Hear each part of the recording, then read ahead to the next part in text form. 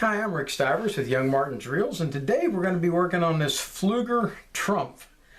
And what we're going to be doing, it's already been taken apart before. We're going to take it apart and clean it. I'm trying to create a good video with clear, high-resolution video. That's what I'm after.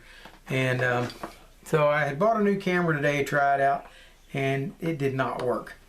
It did not give me any better picture than what I had, so I'm trying something a little bit different. I've changed my lighting up a little bit. I've moved the camera back, but yet zoomed it in closer to see if maybe it's the focal length is my issue. Just trying to get a nice clear picture. So we've removed the handle. We've removed the two screws holding in the side plate. We're going to go ahead and slide that off now. Set it over to the side. Next, we're going to take out the spool.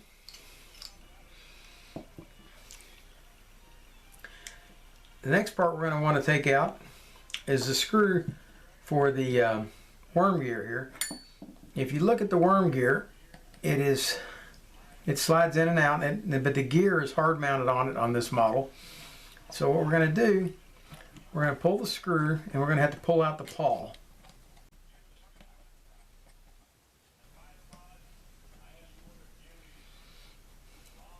To do that, we're going to take out the screw and we are going to use a rare earth magnet to remove the pawl.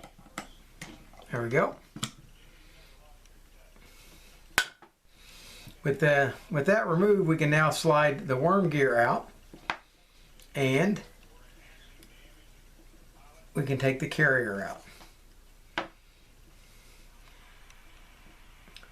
There really isn't anything left to come off of this except over on this side.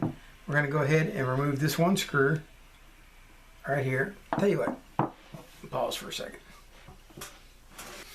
Okay, next thing we're going to do is remove this screw. And the screw is holding in this tensioner device right here.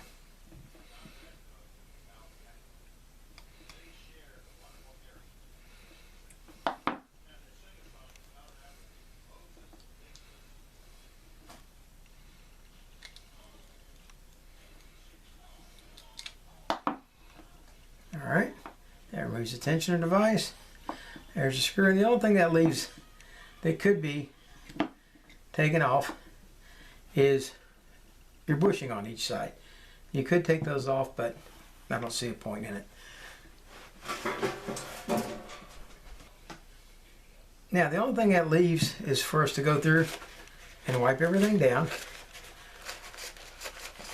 The worm gear on this one had been greased, and it had been greased heavily, and we've taken the grease off of that now, and we're going to be oiling the worm gear instead. We're eliminating any excess grease as in the side plate.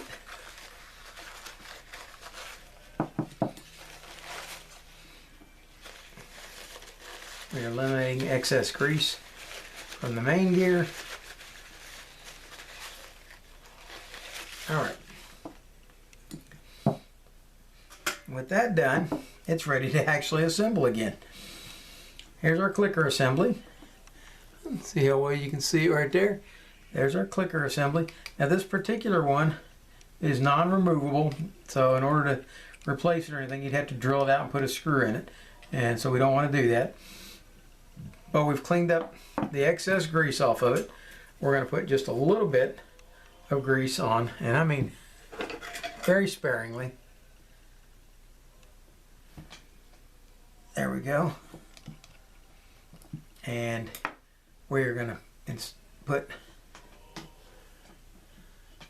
a drop of oil in the bushing.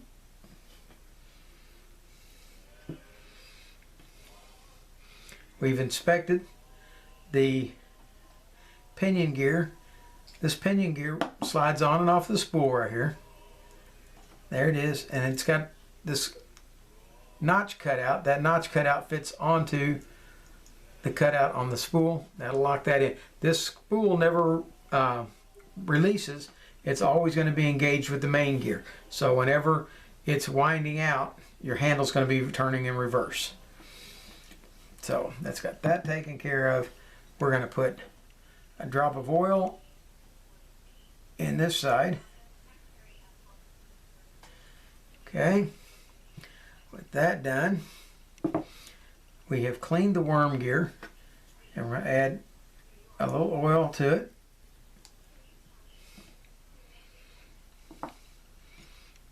That brings us over here.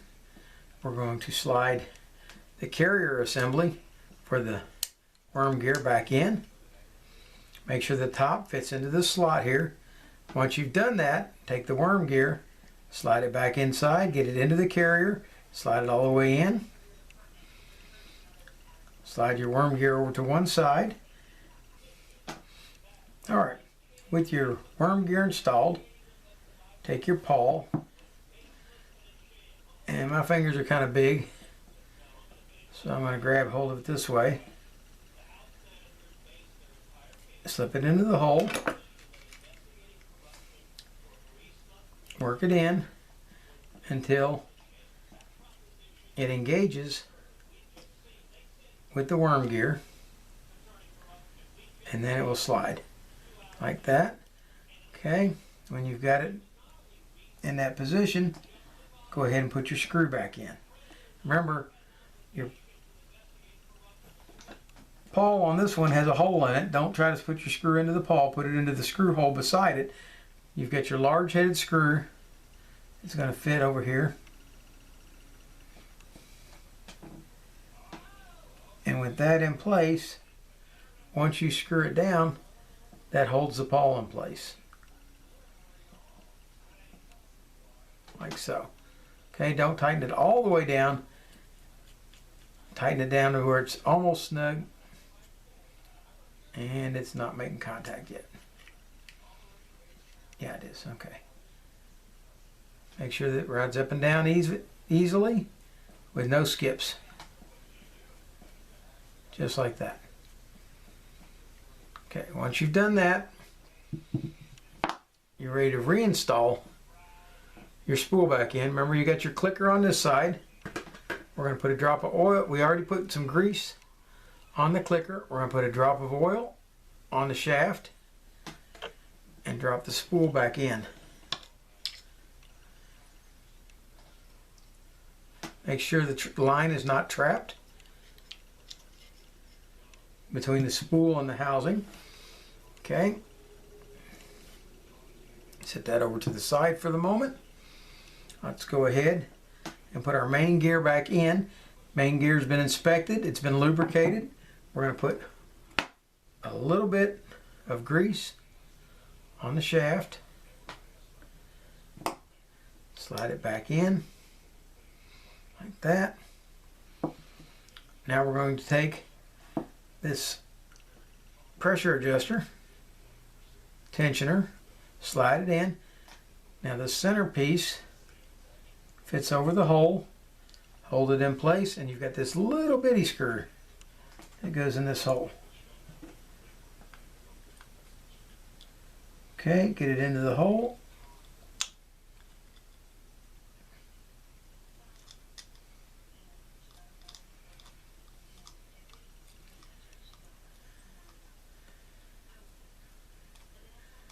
All right, now that is riveted on to the shaft, but on this particular one, it's starting to come loose, so I'm having to hold the shaft.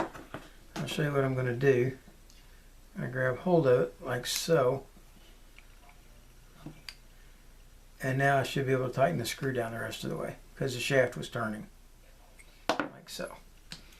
Alright, that's got your tensioner held in place. With that in place, we're ready to put the side cover back on. Now the side cover has one of two ways it can go. It can go this way, or it can go this way. If you put it on this way, the gear is going to be on this side over here, and will mate with this, but it won't mate with this gear over here. So bring the gear around to this side, so it's going to be mating up with here and here. Your pinion gear and... Alright, once that's in place, It'll actually come up inside the holes just a little bit, and that'll help lock it in place. Put your screws in.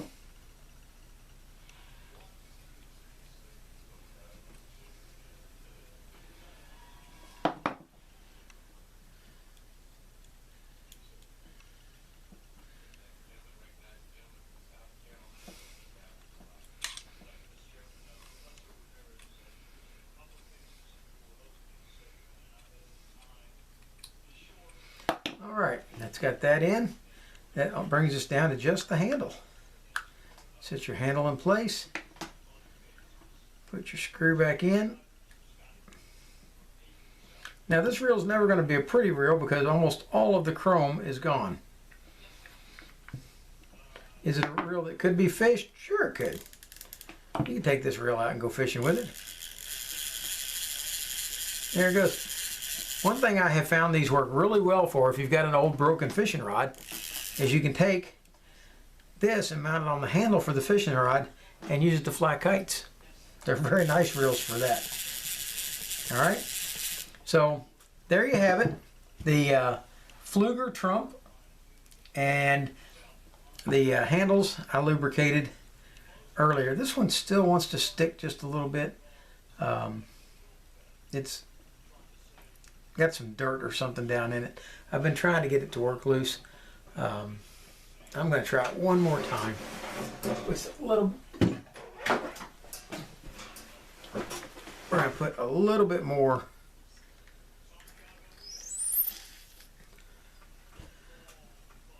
WD-40 on there.